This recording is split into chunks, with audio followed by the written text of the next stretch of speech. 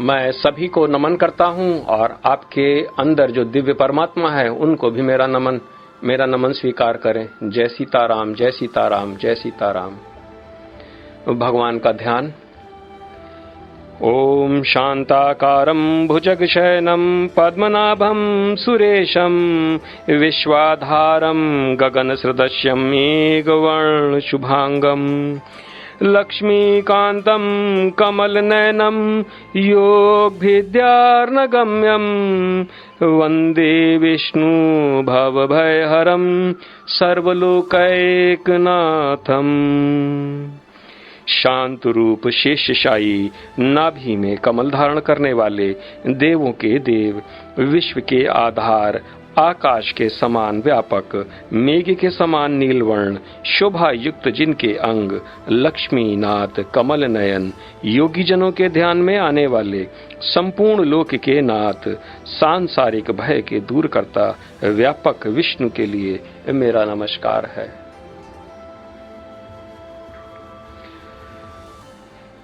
हम अध्याय 14 कल हम 9वें श्लोक तक खत्म कर दिए, लेकिन फिर भी 8वें श्लोक से फिर से मैं आज आरंभ करता हूं, क्योंकि आप लोगों को ये बात फिर से समझानी है। भगवान श्री कृष्ण कहते हैं, हे भरतपुत्र, तुम जान लो कि अज्ञान से उत्पन्न तमोगुण समस्त देहधारी जीवों का मोह है।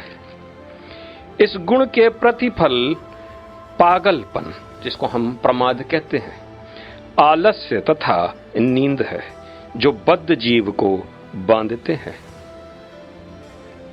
दो प्रकार के लोग होते हैं, एक बद्ध और एक मुक्त। बद्ध जीव को क्या बांधता है, ये पहली बात आप लोग समझ लें कि आखिर आप अगर अपने को सोचते हैं कि आप बद्ध हैं, तो क्यों बद्ध हैं आप? बद्ध इसलिए है, यानी कि जो मुक्त नहीं है, वही बंधन में, इसी को हम बद्ध कहते हैं। बंधन में, बंधन का केवल एक ही कारण है, और वो है हमारे अंदर मोह। और ये मोह केवल तामस गुण के कारण होता है। हमारे शरीर में तीनों गुण सदैव रहते हैं, सदैव,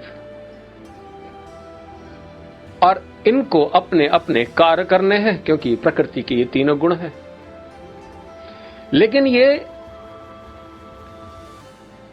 ऐसे तीन प्राणी के रूप में अंदर देखो, या तीन शक्तियों के रूप में देखो, जो कि हमेशा आपस में संघर्ष करते हैं।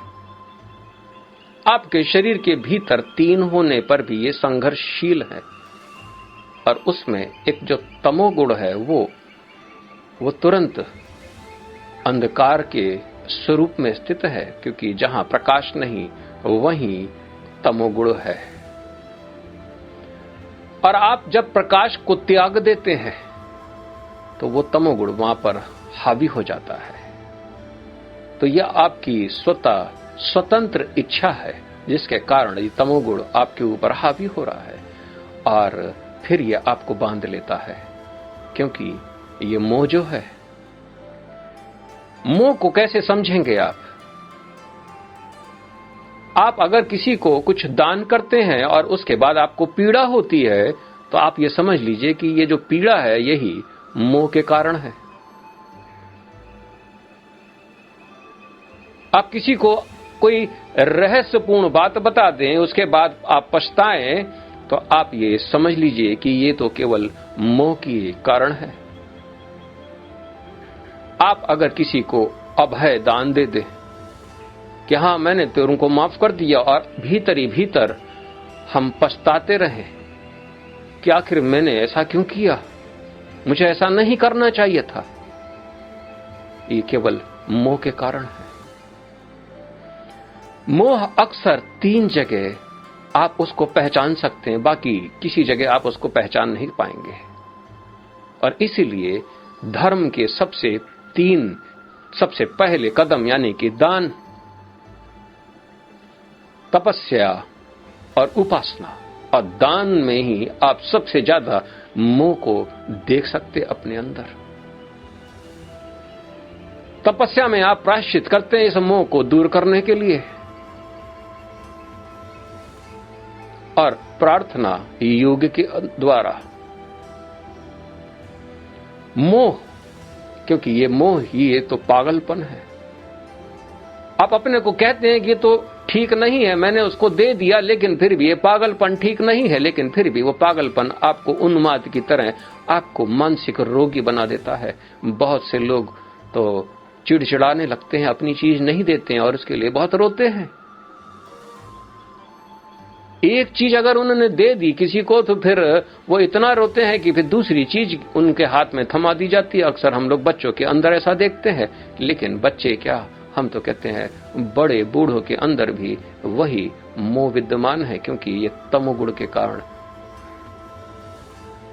तामसी प्रकृति वाला पुरुष भगवान को नहीं देख सकता है, उसको वो देखना चाहे तो भी नहीं देख सकता है। जब तक तमोगुण वो नष्ट नहीं करेगा तब तक वो भगवान के दर्शन नहीं कर सकता है, क्योंकि रात्रि में सूर्य उपलब्ध नहीं होता है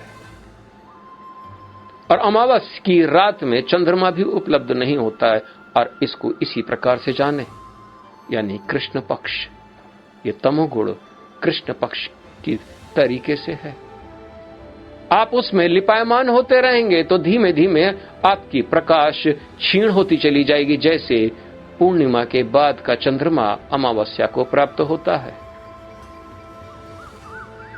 पागलपन, और इसलिए पागलपन का इलाज होना अति आवश्यक है। आज हमारे पूरे संसार में सबसे ज्यादा मरीज ये मेंटल इलनेस वाले हैं, मनोरोग। किसी मनोरोग के अस्पताल में जाके देख लीजिए, आप सवेरे बैठेंगे और शाम तक नंबर आएगा। इतनी भीड़, और ये बढ़ता जा रहा है, और ये केवल तामसी प्रकृति के कारण है। हमारे देश में तो फिर भी काफी हद तक तमोगुण थोड़ा सा नियंत्रण ऐसा लगता है, लेकिन है नहीं। लेकिन बाहर दूसरे देशों में ये तमोगुण की इतनी अधिकता है कि उनके अंदर पागलपन है, होड़ है, होडर्स हो गए वो लोग। इतना मोह, बड़े बड़े बंगले, 2 लोग 3 लोग रहना, लेकिन पूरा बंगला उनका भरा रहता है दुनिया भर के कचरे से। आप उनको कचरा नहीं कह सकते, क्योंकि उनके लिए तो वो बड़ी प्रिय है, वो सब कुछ रखते, सब कुछ खरीदते हैं। वो मोह है, पागलपन है। और सबसे ज्यादा डिप्रेशन के मरीज ये उन्हीं विकसित देशों में है, क्योंकि उनका खान पान इत्यादि सब तामसी है। केवल तमोगुण, पागलपन है उनके अंदर। और ये तमोगुण यानी तामसी प्रकृति के ही कारण है। तामसी प्रकृति की अपनी देवी है। जैसे हम लोग महाकाली को ही तामसी प्रकृति के रूप में देखते हैं, वही उनकी शक्ति है। अंधेरा रूप, एक ऐसा रूप जो कि भगवान के विरुद्ध है। 9वां श्लोक भगवान कहते हैं, हे भरत पुत्र, सतोगुण मनुष्य को सुख से बांधता है, रजोगुण साकाम कर्म से बांधता है, और तमोगुण मनुष्य के ज्ञान को ढक कर उसे पागलपन में बांधता है। आप जब सुखी होते हैं, अब उस वक्त आप सोचें कि आखिर आप सुखी क्यों हैं। सब कुछ अच्छा अच्छा।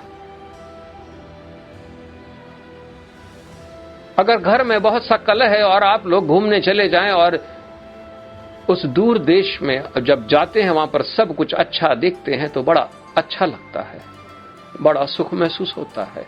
आप भी सोचते हैं कि वहां पर कितना उपद्रव था, वहां से हम छोड़ आए, क्योंकि वहां पर रोज इसी प्रकार का पागलपन,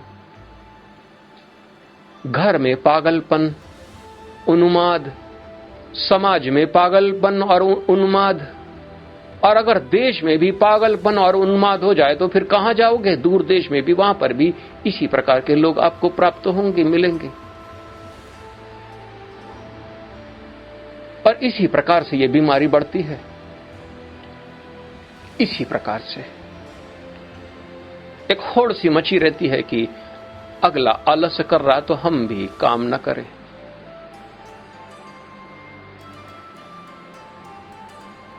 हम लोग अगले को देख के और तामस हो जाते हैं। अक्सर हम लोग गवर्नमेंट ऑफिस में देखते हैं कि एक सो रहा है तो बाकी सब उसको देख के सब सोते हैं, सब आलस्य को प्राप्त होते हैं, कोई काम नहीं करता। और अगर उनको फल देंगे तो वो काम करेंगे, यानी कि वो रजोगुण को तुरंत प्राप्त हो जाते हैं फल। ये तो बीमारी है, पागलपन। शाम 7 बजे के बाद से रात के 9-10 बजे तक बहुत से बेवड़े ऐसे सड़क में घूमते रहते हैं। कोई धूल चाटता है तो कोई नाली में पड़ा रहता है, और कोई पी के घर में जाके वहां पर उपद्रव करता है। ये सब तामसी गुण, और ये बढ़ता है। ये पागलपन है। और सात्विक गुण से केवल हमें सुख की अनुभूति होती है। एक बार व्रत रख लें, सवेरे पूजा कर लें, शाम को भी संध्या कर लें, और पूरा दिन आपका सात्विक बना रहेगा, और आप उस दिन आनंद में डूबे रहेंगे। इसलिए सवेरे और शाम की पूजा अनिवार्य है। हमारे साथ बैठ के आप सुन रहे हैं तो यही संध्या है, क्योंकि संध्या में मौन धारण किया जाता है, और इसी कारण आप मौन को धारण करते हुए केवल मेरा भाषण सुन रहे हैं। हम इसको भाषण कहेंगे, क्योंकि कई लोग मेरे से कहते हैं कि आप लेक्चर बहुत देते हैं, आपका लेक्चर मुझे नहीं सुनना है। ये भी तमोगुण है। राजसी गुण से आप सकाम कर्म करने की चेष्टा करते हैं। ये भी कर लूं, इससे ये फल प्राप्त होगा, ये भी कर लूं, और वो भी सकाम। तो ये रजोगुण और तमोगुण से निकलना है, यानी कि ये पागलपन से, और ये सकाम कर्म यानी कर्म करने की चेष्टा, इससे जैसे निकल जाएंगे आप सुखी हो जाएंगे। इसलिए अक्सर आपका कार्य कोई दूसरा कर देता है तो आपको बड़ा अच्छा लगता है, क्योंकि रजोगुण से आप निवृत्त होते हैं। अब ये मुझे नहीं करना है। और जब पागलपन भी आपका छूट जाता है, या कहीं आपको उसका जवाब मिल जाता है पागलपन करने से, तब भी आपको सुख महसूस होता है, क्योंकि ये चला, ये गया। और कुछ लोगों का पागलपन तो जाता ही नहीं, और वो उनके पागलपन से वो अपनी जान ले लेते हैं या दूसरे की जान ले लेते हैं, और इससे भी नहीं मानते हैं तो वो पूरे समाज को दूषित कर देते हैं, और कभी कभी ये देश को भी दूषित कर देते हैं, पूरे देश को। ऐसे ही सत्य, रज और तीन, ये तमो, ये तीनों गुणों से ही हमारा संसार में सुख, चेष्टा और पागलपन इसी प्रकार से बार बार जन्म लेता है। कलयुग में तमोगुण की अधिकता होती है, और सतयुग में सात्विक गुणों की अधिकता होती है। इसलिए सतयुग में लोग कृत होते। ऐसा नहीं है कि उन दिनों तमोगुण नहीं रहता, नहीं, तमोगुण फिर भी रहता है, लेकिन वो दब के रहता है। तमोगुण हावी न हो पाए, बस ये बात का ध्यान रखना है, यानी ये ध्यान देने बात है। रजोगुण भी इतना हावी न हो कि आपके दिनचर्या इतनी व्यस्त हो जाए कि आपको भगवान का नाम लेने के लिए भी समय न बचे। इतनी व्यस्तता किस लिए?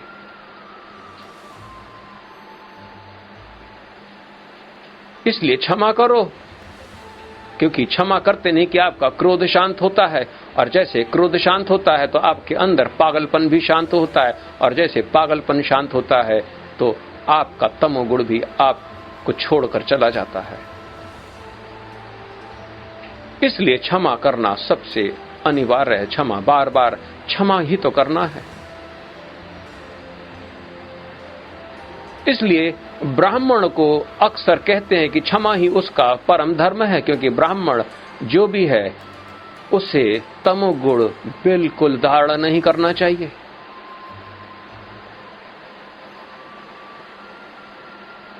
तमोगुण के अपने कार्य हैं, अपना भोजन है, और रजोगुण के भी अपने कार्य हैं और रजोगुण के भी अपने अलग प्रकार का भोजन है, और इसी प्रकार से सात्विक गुण के भी अलग प्रकार से कार्य और भोजन है। और जब सात्विक गुण आपके अंदर होते हैं तो आप स्वधर्म में स्थित होते हैं, और रजोगुण में जब होते हैं तो फिर आप 1 डिग्री ऊपर या 1 डिग्री नीचे, यानी कि अगर आप क्षत्रिय हैं तो या तो आप ब्राह्मण बनने की कोशिश करेंगे क्योंकि आपको धन कमाना है, पीछे फल की लालसा है, अपने स्वधर्म से नष्ट हो जाओगे, या कोई क्षत्रिय है तो फिर वो सारा एक राज्य को प्राप्त करने के पश्चात दूसरे राज्य में आक्रमण कर देगा, क्योंकि वो अपने कार्य से संतुष्ट न होगा, क्योंकि उसके अंदर और लोभ बढ़ता चला जाता है। रजोगुण की अधिकता से लोभ ही लोभ, और तामस से तो आप कार्य करते भी आप कार्य छोड़ देते हैं, इसलिए स्वधर्म का त्याग भी आप कर देते हैं। और ये केवल मोह है, केवल, और स्वधर्म का त्याग कर दिया था अर्जुन ने, इसलिए भगवान उनको कह रहे थे कि तुम मोह से ग्रस्त हो, यानी विषाद, ये तो पागलपन था। मैं 10वां श्लोक अब शुरू करता हूं। भगवान कहते हैं, हे भरतपुत्र, कभी कभी सतोगुण रजोगुण तथा तमोगुण को परास्त करके प्रधान बन जाता है, तो कभी रजोगुण सतो तथा तमोगुणों को परास्त कर देता है, और कभी ऐसा होता है कि तमोगुण सतोगुण तथा रजोगुण को परास्त कर देता है। इस प्रकार श्रेष्ठता के लिए निरंतर स्पर्धा चलती रहती है। ये 3 गुण हैं, और ये 3 गुण कभी शांत नहीं रहते हैं, क्योंकि इनके अंदर हमेशा कंपटीशन बना रहता है, एक स्पर्धा है। तमोगुण यानी कि कोई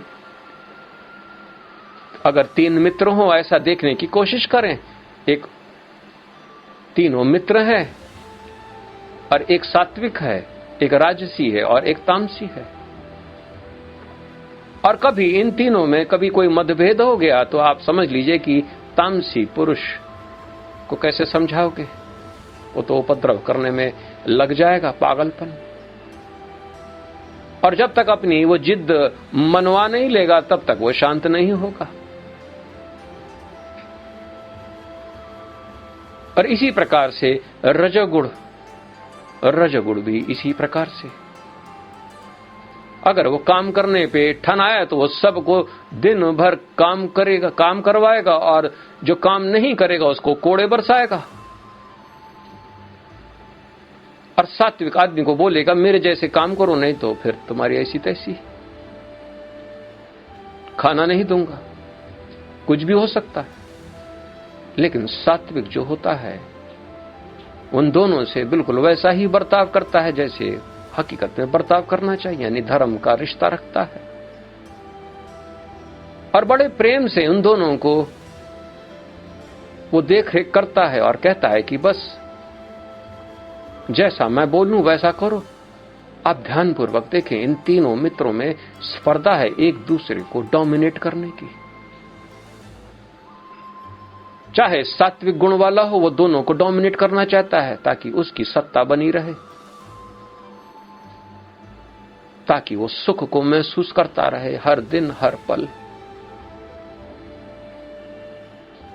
रजोगुण वाला कभी सुख महसूस नहीं करता, वो हमेशा दुख को महसूस करता है, केवल दुख, क्योंकि वो करना चाहता है, उसको फल की प्राप्ति नहीं हो रही है। उसने जो कुछ भी कार्य किया, सात्विक गुण वाला बोलेगा कर्म के फल को त्याग दो, और वो कैसे फल को त्याग सकता है, इसलिए वो हमेशा दुखी रहता है। और तीसरा तो क्रोध में डूबा रहता है, सवेरे दोपहर शाम, 1 महीना 2 महीना वो तो क्रोध में रहता है, आलस्य में और चला जाता है, पागलपन की हरकतें करता है, कभी रोता है, कभी बिलखता है, कभी चिल्लाता है, कभी लड़ता है, कुछ भी कर सकता है। उसके विषय में तो मैं कुछ कह ही नहीं सकता हूं।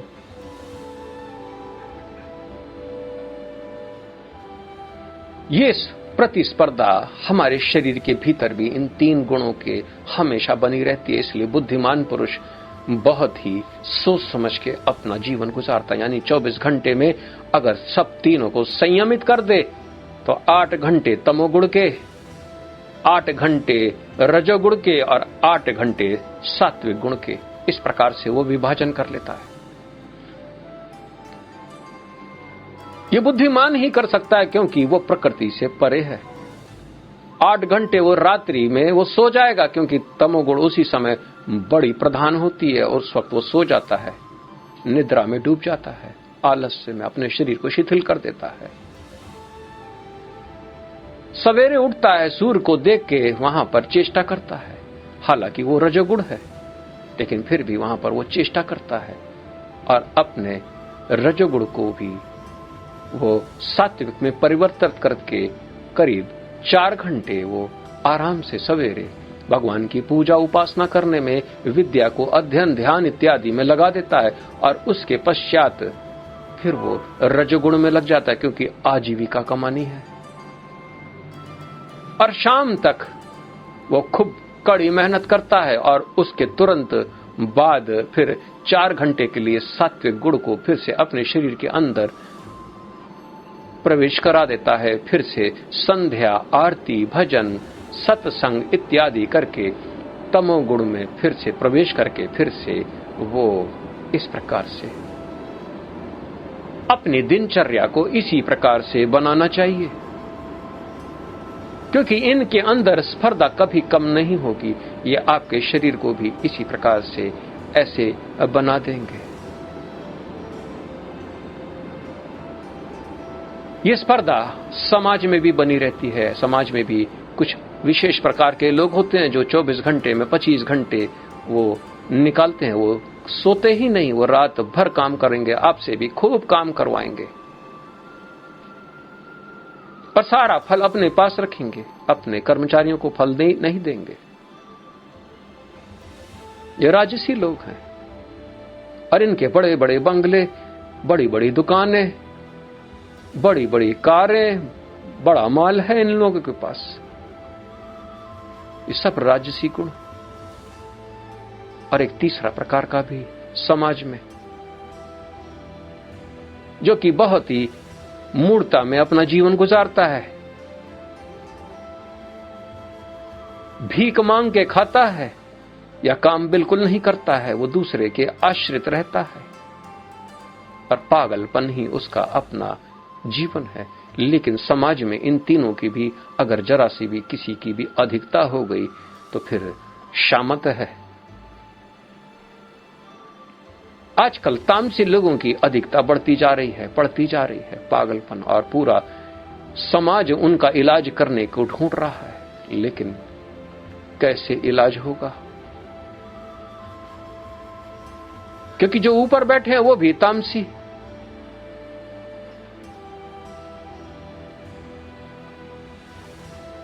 और इसी प्रकार से जब समाज में या पूरे ऐसे देश में, ऐसे काल में जब राजसी लोग पूरे हो जाते हैं तो उस देश का अचानक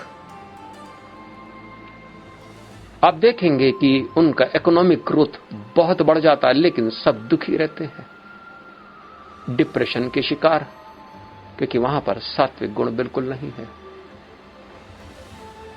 और कोई ऐसे राष्ट्र भी होते हैं, ऐसे स्थान भी होते हैं, वहां पर सारे जीव सात्विक होते हैं,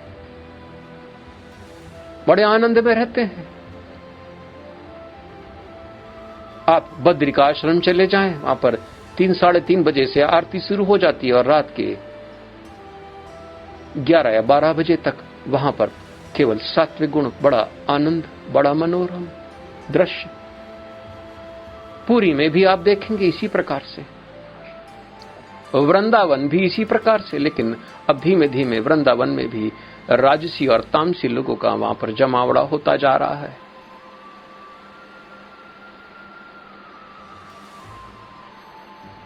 सात्विक स्थान भी है, क्योंकि वहां पर सात्विक गुण है। इसलिए हम लोग मंदिर ऐसी जगह जाते हैं, अगर हमारे अंदर पागलपन और राजसी गुण ज्यादा हो तो फिर उस स्थान में जाकर सात्विक गुणों को और हम वृद्धि करके जब घर आते हैं तो बड़े सुखी से हमारा जीवन गुजरता है। आप मेरे पास भी आ सकते हैं, क्योंकि मैं भी पूर्ण सात्विक से भी आगे हूं, और आप आएंगे तो सात्विक गुण लेकर यहां से जाएंगे तो आपके घर में भी आनंद ही आनंद, सुख ही सुख। लेकिन अगर आप किसी तामसी घर के में चले जाएंगे तो वहां रोग, पागलपन सब, क्योंकि वो उस जगह पर वो शक्ति हावी रहती है, और आपके अंदर अगर वो प्रवेश करके आपको भी आपके ऊपर हावी हो जाए तो आपका जीवन भी इसी प्रकार से गुजर जाता है। इसलिए हमेशा सोच समझ के, देश काल का निर्णय करके तभी वहां पर प्रस्थान करना चाहिए। और देश का किस प्रकार से निर्णय करना चाहिए? देश में ऐसा देश जहां पर सात्विक लोग रहते हों, उस देश में जाने से ही आपको सुख की प्राप्ति होगी, केवल सुख की। तो देश और काल, यानी किस काल में अगर आप किसी के घर में भी अगर रात के 9 बजे 10 बजे आप प्रवेश करेंगे तो वो तो उस वक्त तम गुण उस वक्त वहां पर विराजमान ज्यादा रहता है। ये ठीक नहीं है। आजकल हम लोग भी चूंकि घर नहीं जाते हैं तो हम लोग भी फोन में बात करते हैं, और अक्सर लोग देर रात तक फोन में बात करते हैं, और वो सब तामस है। हमारे अंदर तामस की वृद्धि और होगी अगर हम अपने को नियमित नहीं करेंगे, क्योंकि इनके भी अपने काल हैं, इनके भी अपने काल हैं। 11वां श्लोक। सतोगुण की अभिव्यक्ति को तभी अनुभव किया जा सकता है जब शरीर के सारे द्वार ज्ञान के प्रकाश से प्रकाशित होते हैं।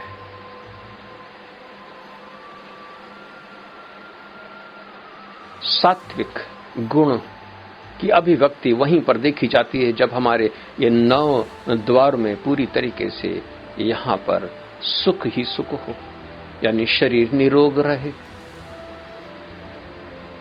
दृष्टि बिल्कुल सही रहे और सही चीज देखे, यानी कि जिस चीज को देख के हमको सुख की प्राप्ति हो। कामना नहीं, सुख अलग चीज है।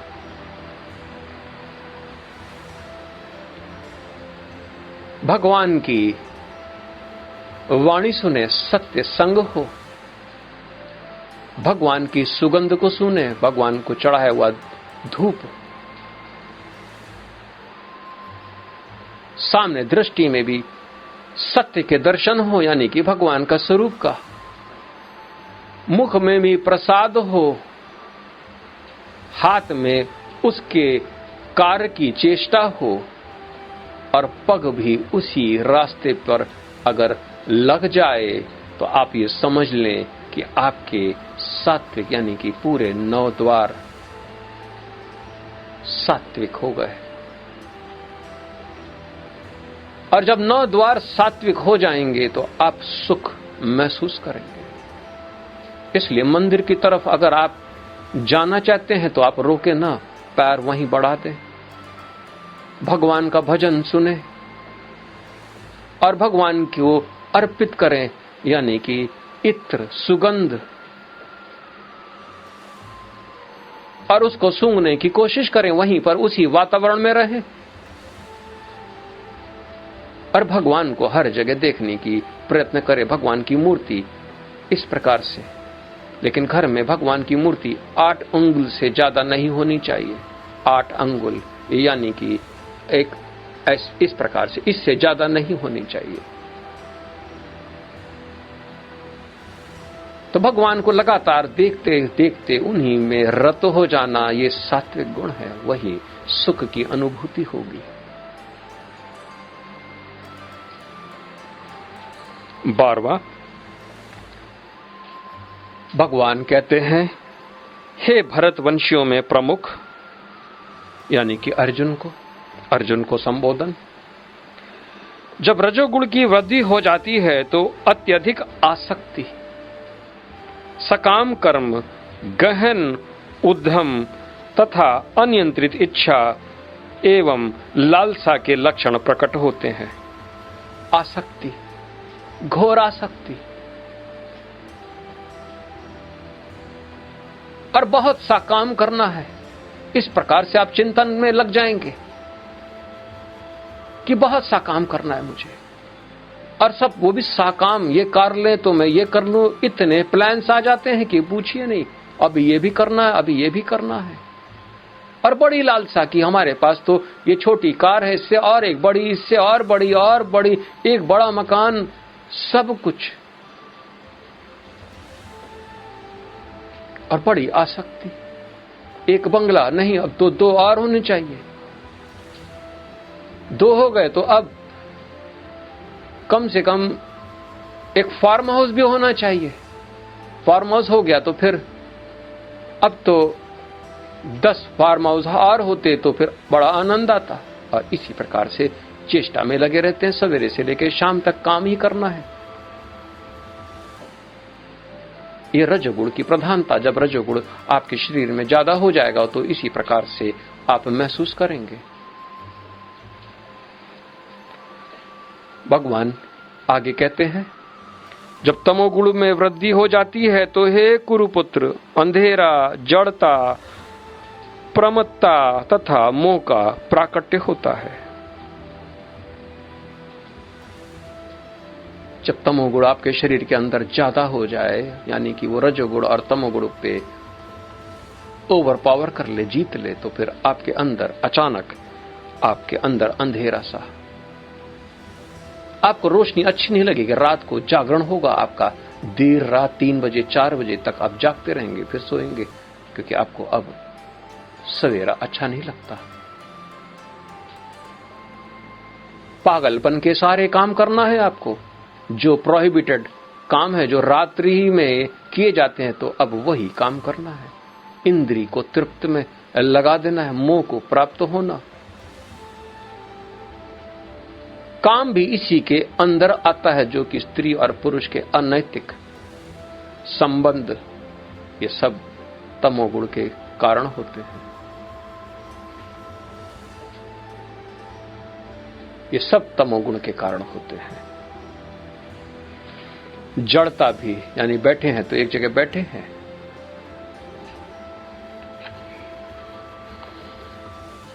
भगवान कहते हैं अगले श्लोक में, 14वां श्लोक, जब कोई सतोगुणी में मरता है तो उसे महर्षियों के विशुद्ध उच्चतर लोकों की प्राप्ति होती है।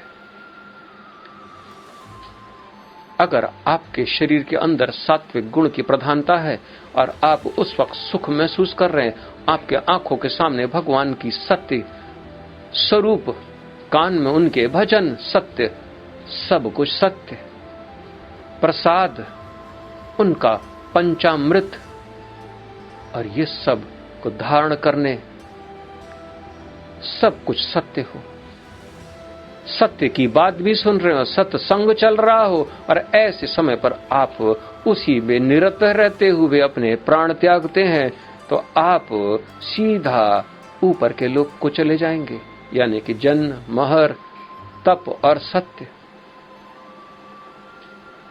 क्योंकि सत्य आपकी प्रधानता थी, तो आपकी शक्ति भी सत्य में ही स्थित थी, और आप जैसे ही आपका शरीर त्याग होगा तो वही शक्ति आपको अपने लोक, यानी कि उन सात्विक लोग जो कि आकाश में स्थित है, वहीं पर वो लेकर चली जाएगी।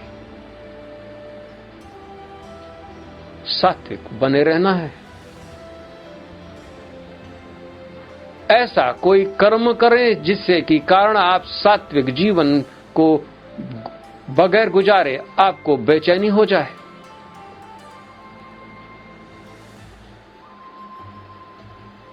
सत्य के ही हमेशा, सत्य के विषय में सोचना, सत्य के विषय में सत्य भगवान को हर जगह देखने की कोशिश करना, यानी कि सत्य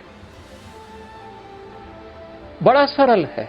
आप अपने कारण ही दुर्गति को प्राप्त होते हैं और अपने ही कारण सद्गति को प्राप्त होती है, यानी कि सत्य को धारण करते समय अपना शरीर जैसा छूटा जैसा आप होंगे वैसे ही उस दिव्य लोक में आप वहां पर पहुंच जाएंगे। बड़े उन्नत लोक हैं वो, बहुत ही उन्नत लोक।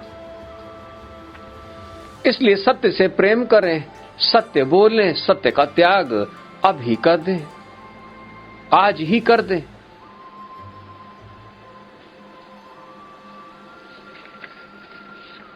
भगवान कहते हैं पुनः 15वें श्लोक में, जब कोई रजोगुणी में मरता है तो वह सकाम कर्मियों के बीच में जन्म ग्रहण करता है, और जब कोई तमोगुण में मरता है तो वो पशु योनि में जन्म धारण करता है। तमोगुण का अर्थ ही है कि यानी जड़त्व को प्राप्त होगा, यानी कि आप और कला से नीचे, मनुष्य की 5 कला है और आप नीचे। लेकिन रजोगुण का अर्थ है कि आप सकाम हो, इसलिए मनुष्य की योनि में फिर आओगे, क्योंकि और कोई संसार में सकाम जीव नहीं है केवल मनुष्य को छोड़कर। पशु तो केवल भोगते हैं, वो जड़त्व को प्राप्त होते हैं। और कुछ ऐसे पशु भी हैं जो कि अपने घोंसला बनाने में अपना पूरा जीवन लगा देते हैं, जैसे मधुमक्खी।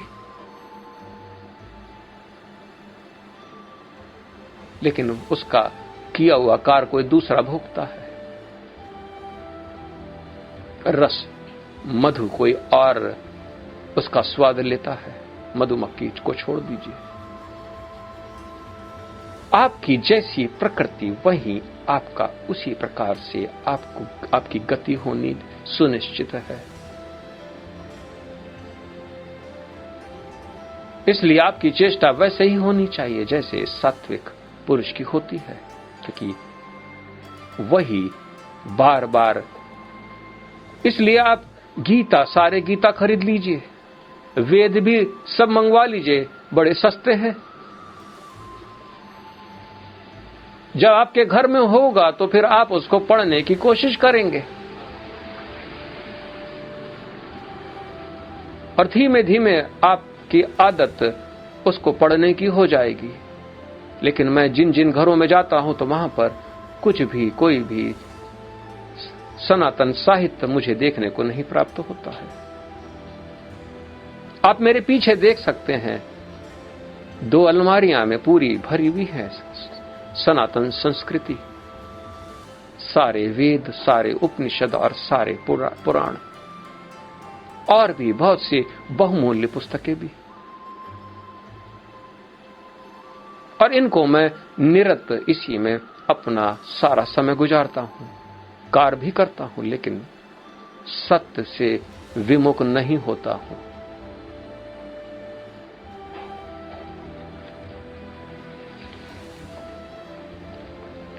सोलहवें श्लोक में हम आगे बढ़ते हैं।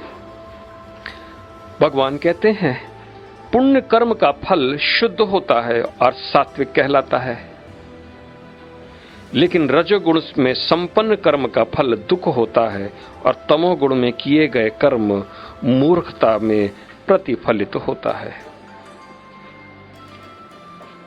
पुण्य कर्म ये सात्विक, और ये पुण्य कर्म से ही, ये सात्विक हो जाने के कारण इससे सुख की प्राप्ति होती है, और ये ही शुद्ध है, पवित्र है।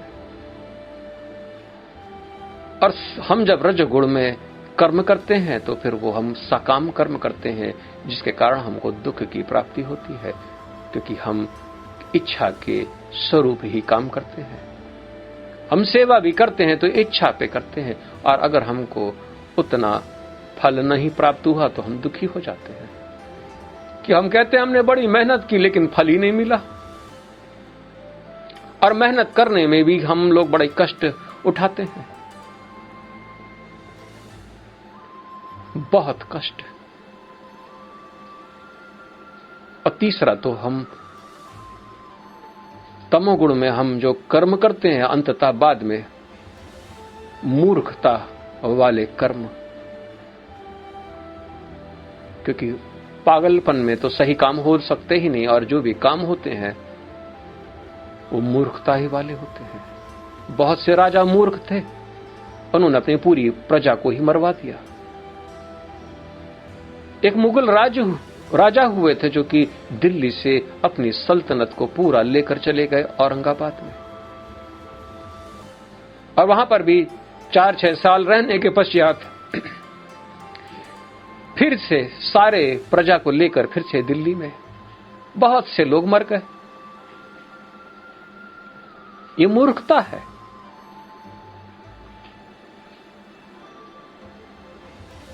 और उनकी मूर्खता उनको दिखाई नहीं पड़ती है। और आज हमारा समाज इसी प्रकार से मूर्खता से भरा पड़ा है। आप किसी को समझाना चाहें तो नहीं समझा सकते, लेकिन जब ये कुछ हादसे हो जाते हैं तब वो पछताते हैं और अपनी मूर्खता पे उनको बड़ा गुस्सा भी आता है और हंसते भी हैं, कैसा मूड था मैं। लेकिन हंसने वाले तो बुद्धिमान होते हैं। जो और क्रोध करते हैं वो तो और भी मूढ़ होते हैं। इसलिए मूढ़ता, इसलिए मूर्खता भगवान ने कहा है यहां पर, तामसी पुरुष के कर्म केवल मूर्खता भरे होते हैं।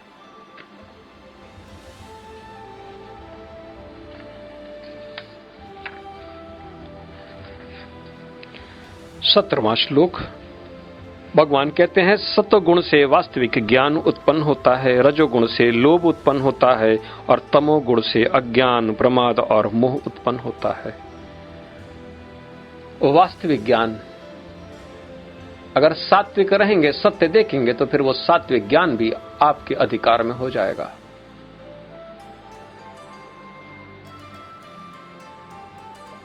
अगर राजसी रहेंगे तो केवल लोभ, क्योंकि राजसी पुरुष लोभ का हुई प्राप्त करता है, वो स्वर्ग भी जाएगा तो वहां पर भी स्वर्ग में दुनिया भर के भोगों को भोगने की इच्छा के कारण वो फिर से पतित हो जाता है इस संसार में पुनः।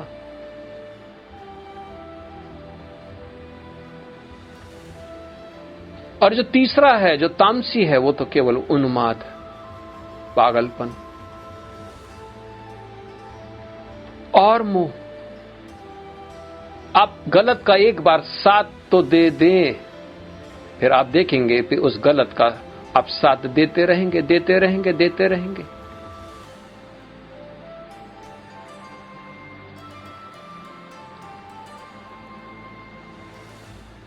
क्योंकि ये प्रमाद, पागलपन और मूर्खता, ये सब प्रकट हो जाते हैं आपके अंदर और मोह में बंध जाते हैं।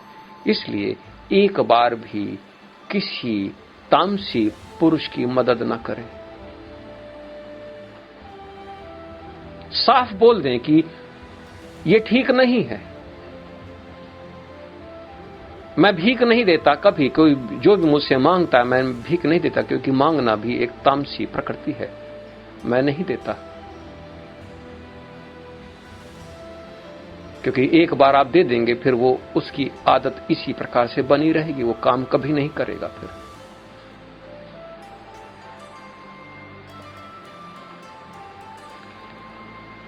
और राजसी जो होता है उसके लोभ को भी मैं कभी दूर नहीं कर सकता, क्योंकि वो और चाहता है और चाहता है और चाहता है और चाहता है। आप जितना भी दे देंगे फिर भी वो विफल होता रहेगा, क्योंकि उससे भी उसके अंदर और। इसलिए मैं कहता हूं ज्ञानदा, ज्ञान से संतुष्ट होना केवल, और ज्ञानदा को केवल सात्विक लोग ही चुन सकते हैं और कोई दूसरा चुन नहीं सकता। इसलिए वो श्रेष्ठ है जिन्होंने ज्ञान को चुना। जो सत्संग इस वक्त सुन रहे हैं, आप लोग सब श्रेष्ठ हैं।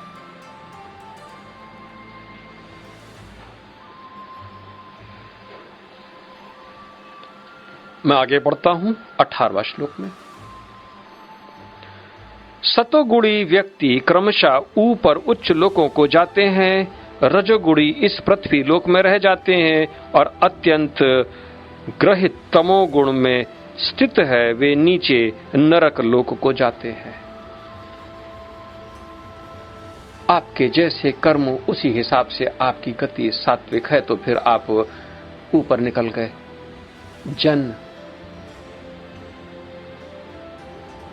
जन से ऊपर महर, जन और तप और सत्य लोक में आप निकल जाएंगे। और ऋषियों के स्थान और ऋषि तत्व में आप लीन हो जाएंगे। अगर आपके अंदर रजोगुण है तो आप इसी पृथ्वी में बने रहेंगे।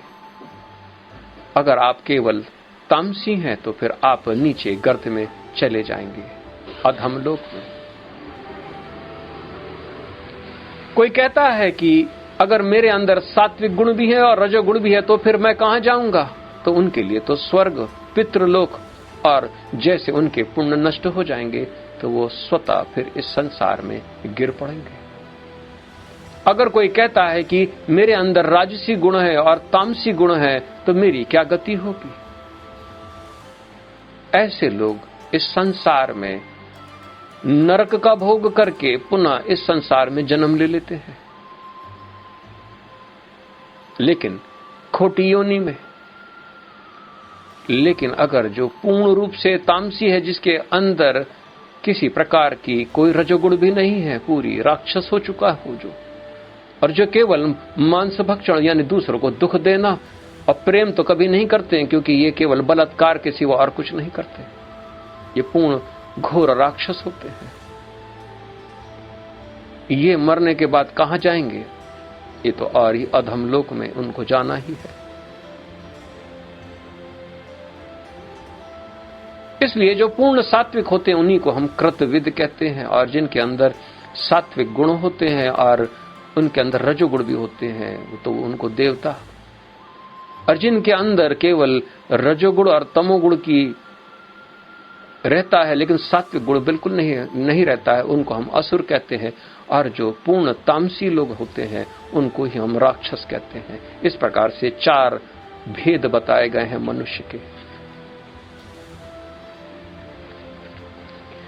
19वां श्लोक भगवान कहते हैं, जब कोई यह अच्छी तरह जान लेता है कि समस्त कार्यों में प्रकृति के तीनों गुणों के अतिरिक्त अन्य कोई कर्ता नहीं है, और जब वह परमेश्वर को जान लेता है तो इन तीनों गुणों से परे है, जो इन तीनों गुणों से परे है तो वह मेरे दिव्य स्वभाव को प्राप्त होता है। बस केवल इतना ही जानना है कि ये सत्य, रज और तम ये प्रकृति के गुण है, और मैं यानी कि अपने को अगर वो जीवात्मा मानता है तो वो अपने को इससे भिन्न जाने। ये वही बात है जो बार बार भगवान श्री कृष्ण कह रहे हैं, और इसी को जोर दे रहे हैं, क्योंकि इसको ही तो देखना है। क्योंकि ये सारे कर्म प्रकृति के द्वारा होते हैं, और प्रकृति के द्वारा कर्म होते हैं तो इसका फल भी प्रकृति ही भोगे। आप क्यों अपना समय बर्बाद करते हैं इसको भोगने में? और ये मोह ये मेरा है ऐसा क्यों सोचते हैं? अगर आपको कुछ भी प्राप्त होता है तो उसको बांट के खाइए। अगर आपको ज्ञान भी प्राप्त होता है तो सब में बांट दीजिए।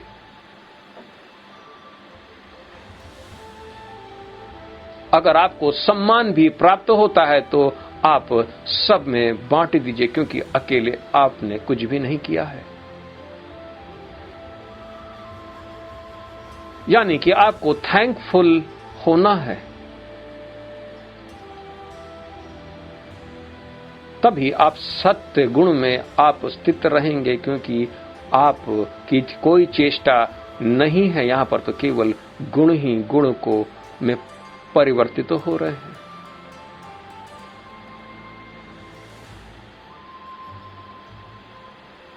इसी प्रकार से जो देखता है वही हकीकत में देखता है, और जैसे वो इस भाव को प्राप्त हो जाता है कि मैं कर्तापन से विमुख हूं और देह का कारक मैं हूं, लेकिन इस देह में मैं लिपायमान नहीं हूं, तो वो विदेह हो जाता है, यानी देह से अलग, और भगवान के स्वभाव को प्राप्त होता है। यानी कि अब उसके कर्म ईश कर्म हो जाते हैं, जैव कर्म उससे अब नष्ट हो जाते हैं, क्योंकि जैव कर्म सात्विक, राजसिक और तामसिक का ही तीनों का मिश्रण ही जैव कर्म है।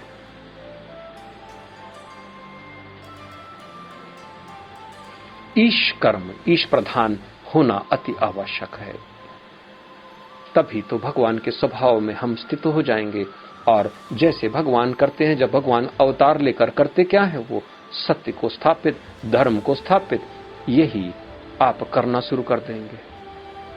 आप चुन लिए जाओगे इसी विशेष कार्य के लिए। 20वां श्लोक भगवान कहते हैं, जब देहधारी जीव भौतिक शरीर से संबद्ध इन तीनों गुणों को लांघने में समर्थ होता है तो वह जन्म, मृत्यु, बुढ़ापा तथा उनके कष्टों से मुक्त हो सकता है और इस जीवन में अमृत का भोग कर सकता है। देहधारी यानी कि जिसने देह को धारण किया है, वो अगर इन तीनों गुणों से अगर मुक्त हो जाएगा तो फिर वो जन्म, मृत्यु, रोग, बुढ़ापा, सारे प्रकार के कलेशों से वो मुक्त हो जाएगा, यानी कि मुक्ति का अनुभव कर लेगा। और मुक्ति भी जिसको हम प्रबुद्ध कहते हैं। हालांकि 4 प्रकार की मुक्ति होती, यानी बंधन से छूटना, सालोक्य, सायुज्य, समीपस्थ और कैवल्य। और मनुष्य 3 प्रकार से प्रबुद्ध होता है, प्रथम चरण, दूसरा चरण और तीसरा चरण। प्रबुद्धता तो अलग चीज है और मुक्ति तो अलग चीज है। बंधन से छूट जाना,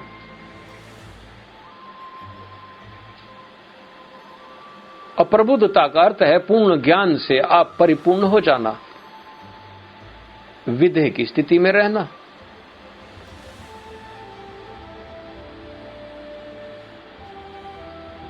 तो जब ये आप इसको लांघ जाएंगे, यानी कि सात्विक गुण को भी लांघ जाएंगे, तो तमोगुण से आप रजोगुण की तरफ बढ़े, रजोगुण से फिर आप सात्विक गुण की तरफ बढ़े, और सात्विक गुण को भी आप जब लांघ जाएंगे तभी आप मुक्त हो पाएंगे। यही मुक्त दशा है, अन्यथा आप बद्ध ही रहेंगे। इन तीनों गुणों को भली भांति समझ लें। और जो सात्विक, राजसी और तामसी गुणों से वो लांघ जाता है, वो निकल जाता है, तो फिर इस संसार में दोबारा नहीं आना है उसको, ये अंतिम होगा उसका। ऐसा पुरुष को जी भर से देख लें, क्योंकि वो तो वैसे भी देह को त्याग चुका है, वो विदेह के रूप में। आप उसको देह को ही देख के प्रसन्न हो सकते हैं, उसको नमन कर सकते हैं, बाकी तो वो तो निकल चुका है पहले ही।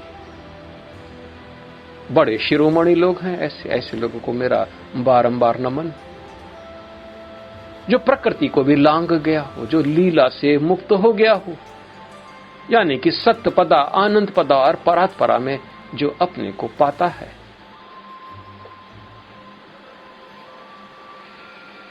इक्कीसवां श्लोक। अर्जुन ने पूछा, भगवान, हे भगवान, जो इन तीनों गुणों से परे है वह किन लक्षणों के द्वारा जाना जाता है, उसका आचरण कैसा होता है और वह प्रकृति के गुणों को किस प्रकार लांघता है। जब भगवान ऐसी बात बताएंगे तो फिर अर्जुन को जानने की तो इच्छा हो ही जाएगी। तो और इधर अर्जुन ने तुरंत प्रश्न पूछ डाला कि ऐसा कौन है जो कि तीनों गुणों को लांघ जाता है, वो कैसे आचरण करता है और वो किस प्रकार से गुणों को लांघ जाता है। आखिर क्या है भाई, वो कैसे कर सकता है, वो जरा इसके विषय में थोड़ा सा प्रकाश डालें। और भगवान प्रकाश डालते हैं। भगवान कहते हैं, हे पांडुपुत्र, जो प्रकाश आसक्ति तथा मोह के उपस्थित होने पर न तो उसे घृणा करता है और न लुप्त हो जाने पर उनकी इच्छा करता है। यानी कि उसके अंदर सात्विक गुण आया और उसने थोड़ा सा काम किया, तो वो तो सात्विक गुण था इसलिए उसने वो काम किया, वो मोहित नहीं होता है उससे। और राजसी गुण आया तो फिर वो काम करता है जैसे आप लोग काम करते हैं, और उससे भी मोहित नहीं होता है और उसके जाने का इंतजार करता है। ऐसा भी नहीं है, वो बना है तो बना है, उसके अंदर किसी प्रकार की कोई इच्छा नहीं होती है कर्म अगर वो कर रहा है तो उसको त्यागने की इच्छा नहीं होती है। अगर वो सत्संग कर रहा है तो आप उसको त्याग सकते हैं, लेकिन वो त्यागने की इच्छा नहीं रखता है। उसके अंदर किसी प्रकार का मोह नहीं, और अगर एक से मोह है तो फिर उससे मोह भी वो त्यागने की इच्छा नहीं होता है, क्योंकि ये तो है सो है और नहीं है तो नहीं है। जब कोई पूछता है, जब कोई कुछ कहता है, जब कोई करता है, तब फिर वो अपने आप को जागृत करता है। कोई उससे पूछता है कि ये मेरा कर्म है, इसको कर लो, तो फिर वो जब तक कार्य नहीं हो जाता तब तक वो लगा रहता है, फल की कामना फिर भी नहीं करता उसमें। और इसी प्रकार से सत्य को, और इसी प्रकार से तम अगर वो पड़ा है जड़ की तरह, तो फिर वो जड़त्व को प्राप्त हो जाते हैं। और ऐसे लोग जड़त्व में पड़े रहते, जैसे दत्तात्रेय, क्योंकि उन्होंने अजगर से यही तो सीखा था कि जब भूख लगे तब उसी हिसाब से फिर तब उठो, तब चेष्टा करो, और भूख जैसे मिट जाए तो तुरंत फिर उसी स्थिति में यानी जड़त्व को प्राप्त हो। ये तीनों गुण अपने अपने काल पे, लेकिन बुद्धिमान पुरुष जो इसको लांग जाते हैं, वो इन तीनों के समय को निर्धारित करके सुखी यानी कि आनंदित जीवन जीते हैं। और ये आनंदित जीवन ही वही लक्षण है, क्योंकि इसी प्रकार से वो करते हैं। भगवान पुनः और क्या क्या कहते हैं? भगवान कहते हैं जो भौतिक गुणों की इन समस्त प्रतिक्रियाओं से निश्चल तथा अविचलित रहता है, और यह जानकर कि केवल गुण ही क्रियाशील है, उदासीन तथा दिव्य बना रहता है। जो अपने आप में स्थित है और सुख तथा दुख को एक समान मानता है। सारे भौतिक गुणों को वो देख रहा है कि ये सब कार्य कर रहे हैं, लेकिन वो अपने को उससे अलग हटा के रखता है। ये कार्य कर रहे हैं तो ये कार्य होंगे, ये कार्य करेंगे, और इसी प्रकार से वो अपने को देखता है, अपने को हमेशा अछूता हुआ।